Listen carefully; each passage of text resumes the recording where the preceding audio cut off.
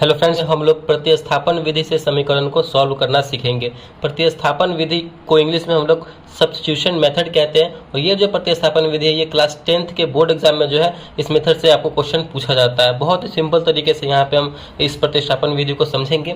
यहाँ पे हमने दो इक्वेशन लिया। पहला इक्वेशन है 2x + y = 4, ये हमारा पहला इक्वेशन हो जाएगा, पहला समीकरण हो जाएगा। दूसरा समीकरण क्या है 5x - 3y = -1, ये हमारा दूसरा इक्वेशन हो जाएगा। ठीक, यहाँ पे पहले स्टेप में हमें सबसे पहले क्या करना है, आप समीकरण 1 को सॉल्व करके समीकरण 2 में उस x का मान या फिर y का मान इसमें रख सकते हैं, x या y की जगह पे, या फिर समीकरण 2 को सॉल्व करके अगर आप x का मान निकालें तो समीकरण 1 में यहाँ पे आप रख सकते हैं। इस तरीके से करना होता है। तो चलिए यहाँ पे हम समीकरण 1 को ही सॉल्व करते हैं और यहाँ पे x का या फिर y का किसी का भी अगर मान निकल के आता है तो समीकरण 2 में हम प्रतिस्थापित करेंगे, वही हमारा प्रतिस्थापन विधि कहलाता है। ठीक, देखिए कैसे समीकरण 1 को लेके चल रहे हैं। तो यहाँ पे लिखेंगे हम समीकरण 1 से। तो समीकरण 1 हमारा क्या है 2x + y = 4 है। और यहाँ से हम x का मान निकालते हैं या फिर y का किसी का भी निकाल सकते हैं। तो हम x का मान निकालते हैं। तो यहाँ पे 2x = 4 अपने जगह पे है, इस y को उधर भेज देंगे तो यहाँ पे आ जाएगा माइनस में y। तो यहाँ से हम x का मान निकालेंगे तो यहाँ पे x को अकेला रखेंगे तो x = क्या हो जाएगा 4 - y।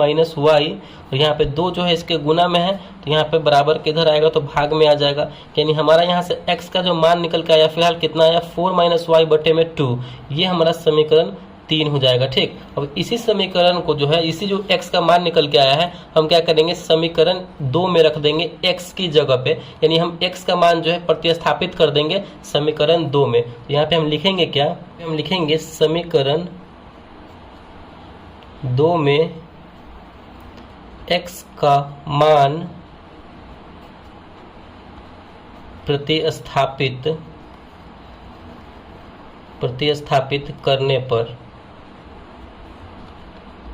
करने पर तो प्रतिस्थापित कीजिए। समीकरण 2 हमारा क्या है 5x - 3y = -1 है, यानी x के जगह पे हम ये 4 - y/2 रखेंगे।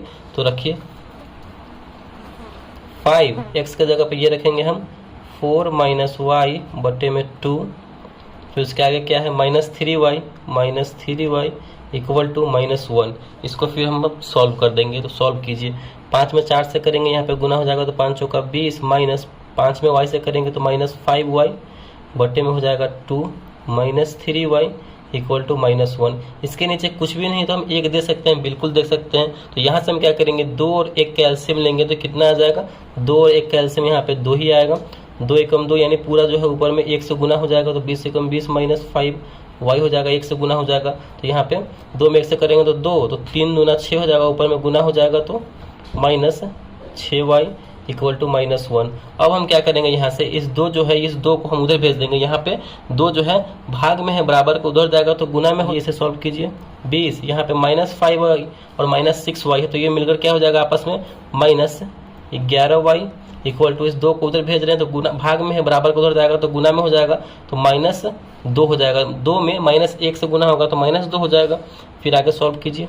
अब क्या करेंगे हम -11y को उधर भेज देंगे और ये जो नंबर वाला है इसको हम इधर ला देंगे। तो 20 और इसको हम इधर ला रहे हैं -2 को, तो यहाँ पे बराबर किधर आएगा तो प्लस में 2 हो जाएगा। और -11y जो है क्या है माइनस में है, बराबर को उधर भेज देंगे तो प्लस में 11y हो जाएगा।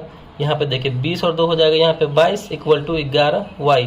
तो y का वैल्यू यहाँ से हम निकाल देंगे, क्या हो जाएगा y = 22। और यहाँ पे y गुना में था, इधर आएगा तो भाग में हो जाएगा 11, तो 11 दूना 22, 2 बार में यहाँ पे कटेगा। तो फाइनली हमारा y का वैल्यू क्या निकल के आया यहाँ पे 2। तो y का वैल्यू जो है यहाँ पे हम 2 निकाल के ला दिए। तो अब क्या करेंगे इसी 2 जो निकाल के लाए हैं y का वैल्यू अब समीकरण 1 में रख दीजिए या फिर समीकरण 2 में रख दीजिए, आपको वहाँ से x का वैल्यू भी निकल के आ जाएगा। तो यहाँ पे हम क्या करेंगे बगल में यहाँ पे हम करेंगे किसी में भी आप रख सकते हैं, समीकरण 1 में या फिर समीकरण 2 में किसी में रख सकते हैं। समीकरण 1 में y का मान रखने पर समीकरण 1 हमारा क्या है 2x + y = 4 है। तो यहाँ से रखिए 2x + y का मान आया हमारा 2, तो y की जगह पे 2 रखेंगे =4। यहाँ से 2x = 2 को उधर भेज देंगे तो 4, और यहाँ पे माइनस में 2 हो जाएगा तो 2, तो 2x = 2, तो x = क्या हो जाएगा हमारा x इक्वल टू हो जाएगा 2, यहाँ पे 2 गुना में बराबर को हो जाएगा तो भाग में 2 एकम 2, यानी फाइनली जो है हमारा x इक्वल टू आ गया 1 और y इक्वल टू आ गया हमारा यहाँ पे 2। तो इस तरीके से हमने प्रतिस्थापन विधि से इस समीकरण को सॉल्व कर दिया है। बहुत ही सिंपल है, बस आपको अच्छे तरीके से समझ में आना चाहिए। तो आई होप ये अच्छे तरीके से आपको समझ में आ गया होगा। तो अगर वीडियो को अच्छा लगा और पसंद आया तो प्लीज़ वीडियो को लाइक कीजिएगा, चैनल पर नए हैं चैनल को सब्सक्राइब जरूर कीजिएगा। Thank you.